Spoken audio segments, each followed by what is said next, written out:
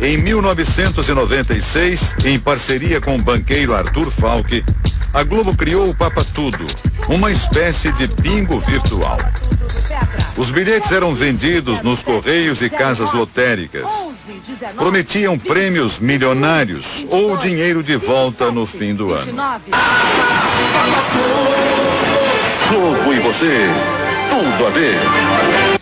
A garota propaganda era a embaixadora do Unicef no Brasil, o Fundo Mundial para a Infância e Adolescência, e rainha dos baixinhos, Xuxa. Você pode ganhar prêmios milionários para ter um Natal diferente e também ajudar a fazer muita gente feliz. Os cofres da emissora carioca ficaram abarrotados com o dinheiro dessa loteria. Mas depois de algum tempo, os prêmios milionários deixaram de ser pagos. Arthur Falck chegou a ser preso. Até hoje o processo está parado e a Globo, misteriosamente, nunca foi processada como parte do esquema do telebingo Papa Tudo. Papai Noel, o seu Natal milionário. Mistério também na compra do Projac, o centro de teledramaturgia da Globo. Para a construção do seu complexo, a empresa pediu emprestado 40 milhões de dólares dos cofres públicos, um ato ilegal. Como permissionária de um serviço público, a empresa não poderia obter o empréstimo. Foi o que determinou o parecer técnico do próprio banco. Mesmo assim, o dinheiro saiu dos cofres da Caixa para os cofres da Globo. A história da Rede Globo é recheada de casos nebulosos.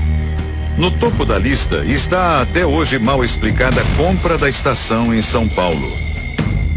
Essa história começa na década de 50. Na época, Oswaldo Ortiz Monteiro era o principal acionista da TV Paulista e decidiu vender a emissora.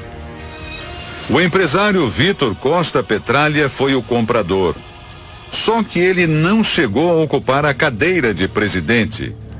Vitor morreu antes da transferência ser realizada, ou seja, no papel tudo ficou como estava. A família de Oswaldo Ortiz Monteiro permanecia como proprietária da TV Paulista. Isso no papel, porque na prática não foi o que aconteceu. A emissora ganhou um outro dono. Foi o filho de Vitor Costa quem assumiu o comando da TV Paulista. E foi ele que em 1964 vendeu a TV Paulista para Roberto Marinho. O chefão da Globo comprou a emissora de um homem que não era dono dela. Este jornalista confirma toda a história. Carlos Newton conta que a investigação da compra da TV Paulista começou no final dos anos 90, depois da morte de Oswaldo Ortiz Monteiro, o dono de fato, que não chegou a formalizar a venda para a família Costa. Seus herdeiros começaram a manusear os documentos e descobriram que não havia nenhum documento sobre a venda da TV Paulista para Roberto Marinho. Eles então procuraram a TV Globo e pediram que a TV Globo exibisse os documentos. A TV Globo não os atendeu.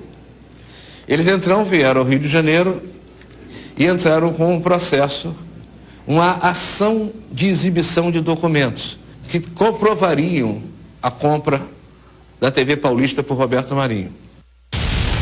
Os contratos entregues pela Rede Globo foram levados para perícia. O resultado? Todos os documentos eram falsos. A família Marinho apresentou termos de transferência dos donos da TV Paulista.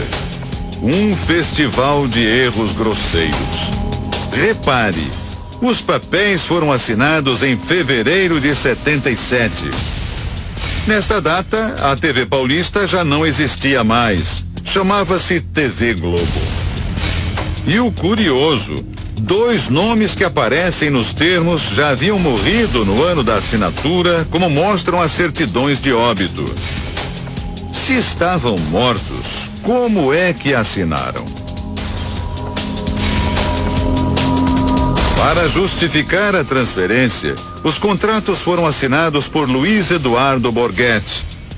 Borghetti era funcionário da Rede Globo e pelo documento ele teria recebido dos proprietários da TV Paulista o comando das ações. Tudo isso realizado por meio de procurações fraudulentas. Vamos às provas. Primeira fraude: o uso do SIC, que hoje chamamos de CPF.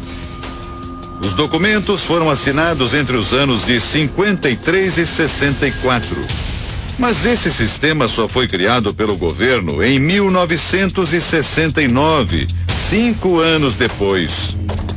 Segunda fraude: os 3 documentos, com datas diferentes, foram datilografados com a mesma máquina de escrever.